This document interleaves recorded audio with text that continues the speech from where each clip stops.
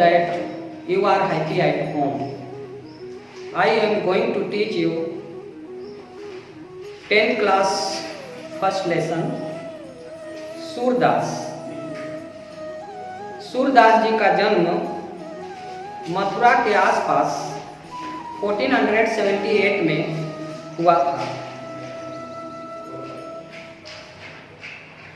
भक्ति काल के कवियों में एक विशेष बात रही है कि उन लोगों ने दुनिया के बारे में बहुत कुछ लिखा, लेकिन स्वयं के बारे में कुछ भी नहीं लिखा। इसलिए इनका जन्म काल कहाँ हुआ और कब हुआ निश्चित रूप से नहीं कहा जा सकता है। इनकी रचनाओं के आधार पर मान लिया गया कि सूरदास जी का जन्म 1478 ईस्वी में मथुरा के आसपास किसी गांव में हुआ था। सूरदास जी जन्मांध थे, जन्म से अंधा थे।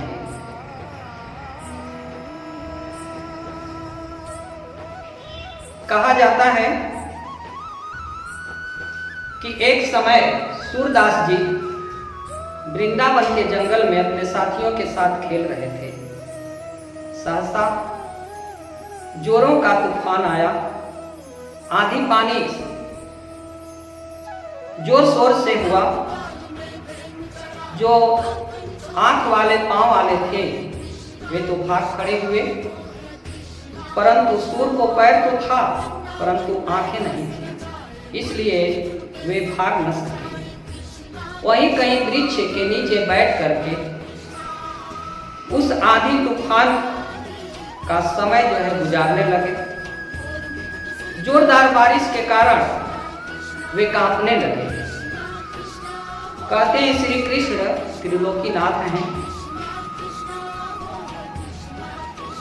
भूत वर्तमान भविष्य की बात जानने वाले हैं। उन्होंने देखा कि सभी साथी भाग गए, लेकिन सूर जो है पानी में भीग रहा है और कांप रहा है। इसका रक्षा करने वाला कोई नहीं है। दयावान विधाता श्री कृष्ण ने वहां उपस्थित हुए और उन्होंने सूर से पूछा, क्यों सूर, तुम घर नहीं गया? सूर ने कहा, देखते नहीं हो मेरे पास, मुझे तो आंखें नहीं हैं, मैं कैसे जा सकता हूं। श्री कृष्ण ने सूरदास से पूछा, यदि तुम्हें आंखें मिल जाए तो क्या देखेगा? सूरदास को श्री कृष्ण का जैसा प्रश्न लगा हो, उन्होंने देखा तो था नहीं, समझ में यही आया कि कोई आदमी खड़ा है और मुझसे बातें कर रहा है, इसलिए उन्होंने कहा कि मुझे आंखें मिल जाए तो पहले तुम्हें ही देखूंगा और किसे देखूंगा। श्री कृष्ण ने कहा, मुझे ही देखेगा, मुझे देखना चाहते हो? सूरदास जी ने कहा, हाँ देखना चाहता हूं, तुझे ही देखना चाहता हूं, दिखाओ, दिखा दो। तो उन्होंने कहा, ठीक है, देखना चाहते हो तो देखो, क्या देख रहे हो? सूरदास ने देखा तो कहा कि हाँ देख रहे हैं कि तुम बड़े सुंदर हो, तुम छोटे हो और बहुत बड़े हो, अनंत तक दिखाई दे रहे हो। तुम सांवले रंग के हो, पीतांबर पहने हुए हो, इस वेश में तुम बड़े सुंदर लग रहे हो। तुम बड़े सूरत में यह दिखाई दे रहे हो कि तुम्हारे हाथ में चक्र है, शंख है, गदा है। इस रूप में तुम अद्भुत लग रहे हो। उन्होंने पूछा कि तुम्हारे पीछे बहुत कुछ चलता हुआ दिखाई दे रहा है, ये बातें मुझे समझ में नहीं आ रही। कृष्ण ने कहा, तुम्हारा सवाल था मुझे देखने का, तूने तो देख लिया। जो कुछ दिखाई दे रहा है वो समय आने पर देख लेना, सुन लेना। कहते हैं उसी दिन से श्री कृष्ण के कृपा से सूरदास को दिव्य दृष्टि मिली। उस समय श्री सूरदास जी ने अपने श्री कृष्ण को ही अपना इष्ट देव मान लिया और उनकी अद्भुत लीला और उनके जो भी विशेषताएं हैं, उनके जो ईश्वरीय गुण थे, जो अद्भुत सूरत थी, उसके बारे में उन्होंने पद लिखना शुरू किया। आगे जाते हैं, वल्लभाचार्य जी का आश्रम था। वल्लभाचार्य जी इनकी दीन दशा पर दया दिखाए, उन्हें अपना शिष्य बना लिए और वल्लभाचार्य जी ने अपने आश्रम में बिठाकर उन्हें पढ़ना लिखना सिखाया। कहते हैं उन्होंने अक्षर ज्ञान दिया और उनकी कृपा से भी, गुरु की कृपा से ये श्री कृष्ण की लीलाओं को लिखना शुरू किया। श्री कृष्ण जी के बारे में सूरदास जी ने 600 पद लिखा है, जो सुर सागर इनका महाकाव्य है जिसमें संग्रहित है। आज भी ज्वलंत प्रमाण है उनका लिखा गया सुर सागर, जिसमें 600 पद संग्रहित है। कहा जाता है इन्होंने 6000 पद लिखा था, लेकिन उस समय हिंदी उपेक्षित लोगों के द्वारा कुछ रचनाएं बहा दी गई, सड़ा दी गई या जो है फाड़ दी गई। फिर भी इनके बहुत सारे पद जो लिखे गए हैं सुर सागर में संग्रहित हैं। सुर सरावली और सुर साहित्य लहरी इनके अन्य ग्रंथ थे, लेकिन सुर सागर इनका महाकाव्य है। सूरदास द्वारा रचित पहला पद हम लोग पढ़ेंगे, जो सुर सागर के भ्रमर गीत से लिया गया है। पहला पद इस प्रकार है, आप लोग ध्यान देंगे। उस समय का इसमें प्रसंग है कि श्री कृष्ण मथुरा छोड़ द्वारिकापुरी चले जाते हैं। गोपियों से यह वादा करते हैं कि हम लौट कर आएंगे, परंतु वह लौट कर नहीं आ पाते हैं मथुरा वृंदावन। तो वे अपना संदेश उद्धव के द्वारा गोपियों तक भेजते हैं। उद्धव जी उनके साथी थे और ज्ञान मार्ग के पंडित थे।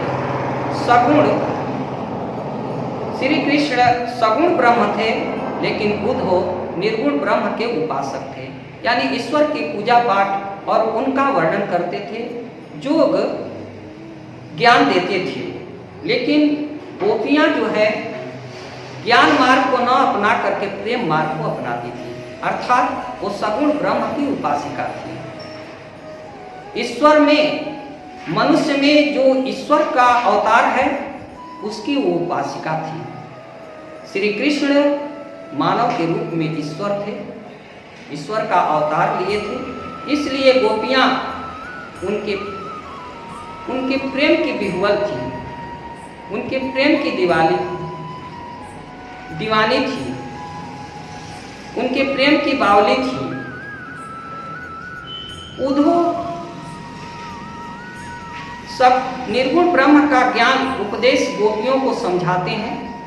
यह गोपियों को अच्छा न लगा, इसलिए वे व्यंग भरे शब्दों में यहाँ पर उल्लेख करती हैं कि हे उद्धव तुम हो अति बड़ भागी। हे उद्धव तुम बड़े फेथफुल हो, तुम बड़े भाग्यशाली हो। किस अर्थ में भाग्यशाली हो? अपरस रहत स्नेह तगात नाहिन मन अनुरागी। अपरस रहत स्नेह तगात नाहिन मन अनुरागी। तुम इस प्रकार भाग्यशाली हो कि तुम्हारे ऊपर श्री कृष्ण के प्रेम का कोई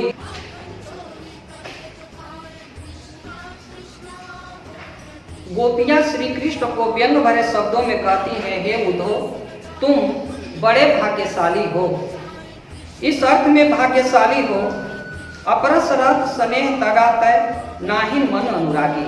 तुम हमेशा श्री कृष्ण के सानिध्य में रहते हो, श्री कृष्ण के पास में रहते हो, श्री कृष्ण के सखा और मित्र हो, लेकिन तुम्हारे ऊपर श्री कृष्ण के प्रेम का छाप मात्र भी नहीं, यानी प्रेम का कोई भी असर नहीं है। इस अर्थ में तुम बड़े भाग्यशाली हो। वैसे ही भाग्यशाली हो, वैसे ही उनके प्रेम का तुम्हारे ऊपर असर नहीं है। जैसे पुरैन पात रहत जल भीतर तारस देह न दागी। जिस प्रकार से कमल सरोवर के अंदर रहता है, उसका डंठल, उसका पत्ता जो है जल के बीच में रहता है, लेकिन जल का कमल के ऊपर कोई असर नहीं रहता है। अगर कमल के डंठल को ऐसे आप जल से ऊपर निकालेंगे तो पानी का उसके ऊपर छाप भी नहीं रहेगा। उसके पत्ते को अगर निकालेंगे तो पानी का जरा बूंद भी उस पर दिखाई नहीं देगा। अर्थात कमल जल में रहता है, लेकिन जल का उस पर असर नहीं रहता है, कोई छाप नहीं रहता है। इसी प्रकार से गोपियां उद्धव को व्यंग भरे शब्दों में कहती हैं कि इसी प्रकार से तुम श्री कृष्ण के सानिध्य में रहते हो, लेकिन श्री कृष्ण के अमृतमय प्रेम का तुम्हारे ऊपर कोई असर नहीं है। इस अर्थ में तुम बड़े भाग्यशाली हो। ज्यों जल माह तेल की गागरी बूंद न ताको लागी। हे उद्धव, तुम उस तेल से लिप्त गागरी के समान हो, जो जिस घड़े में तेल लथपथ रहता है, अगर उसे जल पर डाल दिया जाए तो उस तेल से लथपथ घड़े पर पानी का कोई छाप नहीं पड़ता है, कोई असर नहीं पड़ता है। इसी तरह से तुम्हारे ऊपर भी श्री कृष्ण के प्रेम का कोई असर नहीं। इसलिए तुम बड़े भाग्यशाली हो। अच्छा है कि तुम्हारे ऊपर श्री कृष्ण का कोई प्रेम का असर नहीं है। जिस दिन तुम्हारे ऊपर श्री कृष्ण के प्रेम का जादू लग जाएगा, प्रेम का छाप पड़ जाएगा, तो तुम भी हम लोगों की तरह ही उनके प्रेम के दीवाने हो जाओगे, तुम प्रेम के पागल हो जाओगे। अच्छा है कि तुम्हारे ऊपर श्री कृष्ण के प्रेम का कोई असर नहीं। इस अर्थ में तुम ये उद्धव बड़े भाग्यशाली। प्रीति नदी मैं पाऊं न पर्यो दृष्टि न रूप परागी। तुम इस अर्थ में भी भाग्यशाली हो उद्धव कि तुम श्री कृष्ण के प्रेम रूपी नदी में प्रवेश नहीं किया है, तुम उसमें गोता नहीं लगाया है, डुबकियां नहीं लगाया है। इसलिए तुम्हारे ऊपर उनके प्रेम का कोई छाप, कोई असर, कोई प्रभाव नहीं है। इस अर्थ में तुम बड़े भाग्यशाली। सूरदास अबला हम कोरी गुर चीटी जौ पारी। गोपियां अपने अंतिम शब्दों में कहती हैं, सूरदास जी उल्लेख करते हैं, सूरदास जी लिखते हैं कि गोपियां उद्धव से कहती हैं कि हे उद्धव, हम लोग तो अबला हैं, हम नारी हैं, अबला कमजोरी का प्रतीक है, अबला कमजोर होती है, लेकिन गुड़ चीटी जो पागी, जिस प्रकार से चींटी जो होती है गुड़ के स्वाद को पा लेती है, गुड़ को चख लेती है, तो उस गुड़ की मधुरता से, उस गुड़ की मिठास से अलग होना नहीं चाहती, अलिप्त तो होना नहीं चाहती है। उसी प्रकार से हे उद्धव, हम लोग भी श्री कृष्ण के प्रेम से अलग होकर जी नहीं सकते। हम लोग उनके प्रेम से अलग होकर के रह नहीं सकते, अर्थात हम लोग उनके प्रेम से पुनः लौट नहीं सकते। तुम अपना ज्ञान उपदेश और ज्ञान की गठरी ये उद्धव अपने पास रखो, हमें इस ज्ञान गठरी की कोई जरूरत नहीं है। हम तो श्री कृष्ण के प्रेम की दीवानी। इस पद में मैंने जो कुछ भी समझाया, आप लोग को जहाँ भी कठिनाई हो, जहाँ समझ में नहीं आया होगा, वहाँ हमारे स्कूल के व्हाट्सएप नंबर पर आप मैसेज कर दीजिएगा, हम पुनः उसे उल्लेख करेंगे, आपकी समस्या का निदान करेंगे। धन्यवाद। Thank you. Like, share and comments. Please subscribe to this channel and also press the bell icon for further notification. Thank you.